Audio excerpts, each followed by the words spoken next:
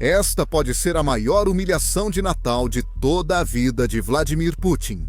Por semanas, ele afirmou pessoalmente que a cidade de Kupiansk está totalmente sob controle russo.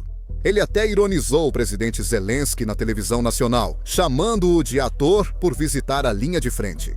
Bem, as avaliações saíram, e acontece que o único que estava atuando era o Putin.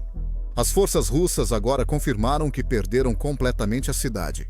Eles não só recuaram, mas foram expulsos, e o motivo da derrota é o mais chocante. Os soldados russos no terreno realmente acreditaram na mentira de Putin. Eles entraram diretamente nas zonas de morte ucranianas, achando que a cidade já era deles.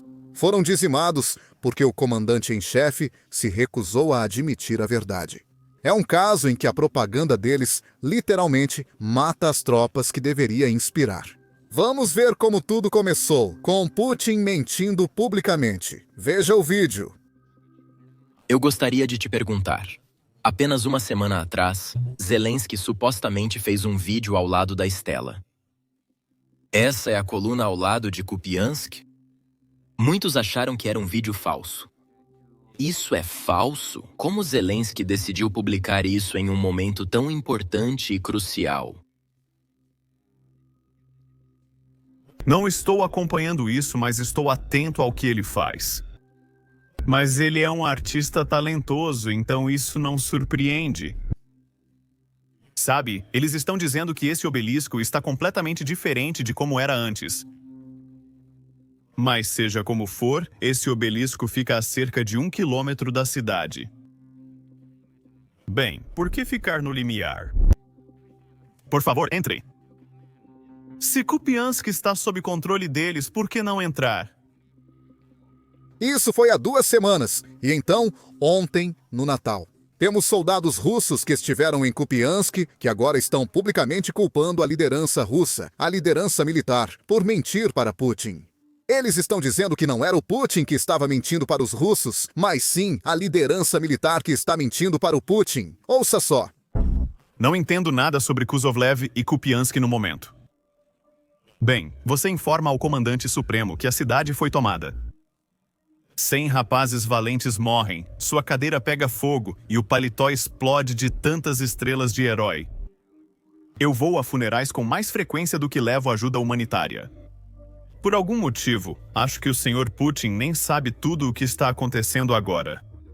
Mas Gerasimov deve assumir a responsabilidade e ter a coragem de relatar isso, em vez de encobrir e ficar em silêncio. E não bloquear nem silenciar.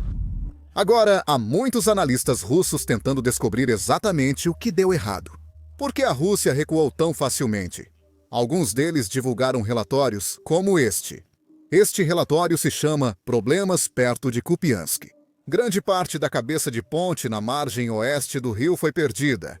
A formação ucraniana avançou entre as duas cidades na tentativa de agir com base em relatos falsos. Uma unidade que atua aqui perdeu quase 150 soldados apenas em dezembro, ao se aproximar de um assentamento que julgavam estar liberado. Ele colocou liberado entre aspas porque foi Putin quem afirmou ao mundo que a cidade estava liberada, mas ela ainda estava sob controle ucraniano? Agora, é bem óbvio que, quando o seu presidente diz isso, os soldados vão acreditar. Por que os soldados russos não acreditariam em Putin? O relatório afirma que as alegações de controle total russo sobre Kupiansk e arredores foram feitas pela primeira vez, em um momento em que não só não havia consolidação, mas apenas grupos ultra-pequenos estavam operando na região. Na verdade, não houve uma consolidação adequada na cidade, nem antes nem depois da declaração de libertação. A constante exageração dos sucessos e envio de informações imprecisas para cima causaram declarações falsas no alto escalão, devido a relatórios incorretos, reservas consideradas desnecessárias para tomar e limpar Kupiansk foram realocadas para outros setores. Em palavras simples, porque Putin fez tantas declarações falsas. Não houve reforço para as pessoas que estavam avançando para a cidade. Nenhum reforço para os soldados russos. Assim, quando as forças armadas ucranianas contra-atacaram, lidaram facilmente com esses russos. O relatório afirma que, ao avançarem para um espaço vazio, as unidades especiais ucranianas não foram contidas pelos grupos de infiltração devido à superioridade das forças. Por razões óbvias, não houve grandes perdas, pois praticamente não havia ninguém para perder. Mas o relatório fez a pergunta principal: quem está mentindo? E com qual propósito? Essa mentira está beneficiando as forças armadas ucranianas em Kupiansk. Vamos ser honestos. Esse relatório foi bem acadêmico, né? Ele não usou palavras que deveria ter usado porque a Rússia realmente perdeu muita moral e muitos soldados. Outros analistas não foram tão cautelosos nas palavras. Se me permitem, vejam este relatório. Kupiansk está ferrada, e há muitos palavrões neste relatório, que eu nem sei se posso repetir. Seriam palavrões demais para o YouTube, mas sei que vocês percebem isso no vídeo. Outro analista atribui isso a uma operação de psicologia da informação sobre Kupiansk, também chamada de Putin mentiu, a Rússia se derrotou sozinha, não pelo inimigo. Acho que isso resume bem o que ocorreu. Agora sobre a Ucrânia. Há outras boas notícias além da conquista da cidade considerada importante por Putin. Você pode se perguntar, qual é esse benefício? Vamos ver. Com o crescente cansaço da guerra na Rússia, forçar uma rendição rápida e desfavorável da Ucrânia por meio de Washington parece ainda mais improvável. Mas não está totalmente descartada. Enquanto a Rússia tem usado o processo de negociação principalmente para adiar novas sanções e desacelerar o apoio a Kiev, sua situação econômica continua a se deteriorar. E ganhos táticos não viraram avanços estratégicos.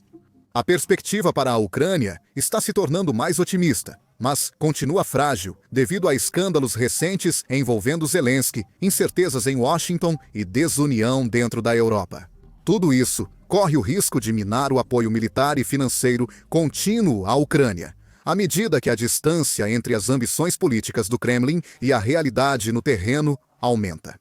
Ela se tornou grande o suficiente para causar falhas graves de informação, como o desastre de Kupiansk.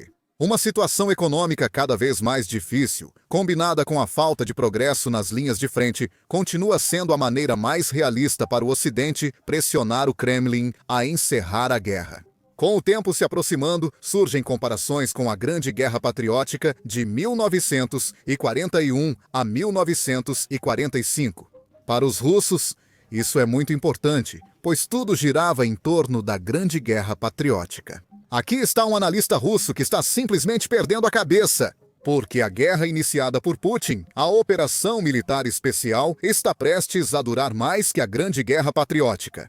Ele afirma que em 2 semanas, uma guerra em larga escala com a Ucrânia duraria tanto quanto a soviético-alemã. A Segunda Guerra Mundial, a Grande Guerra Patriótica, durou 1418 dias. A Operação Militar Especial já dura 1400 dias.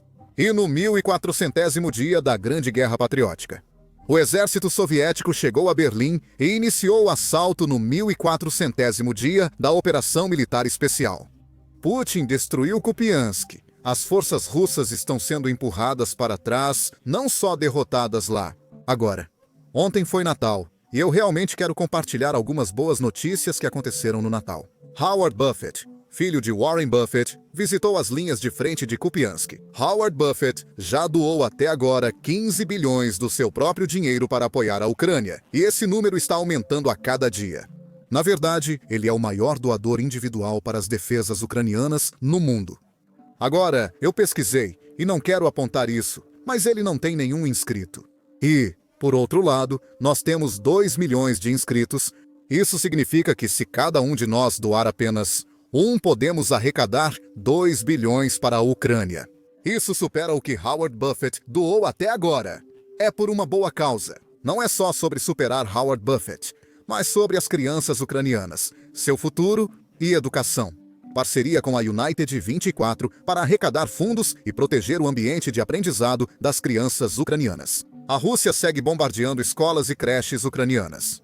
Por isso, o dinheiro arrecadado será usado em abrigos antiaéreos modernos, geradores e o necessário para manter a educação sem interrupções. Então, se você é alguém que tem interesse em ajudar essa campanha, pode doar clicando no link na descrição ou escaneando o código QR que aparece na sua tela. Era isso, pessoal! Sou Sam e até o próximo vídeo.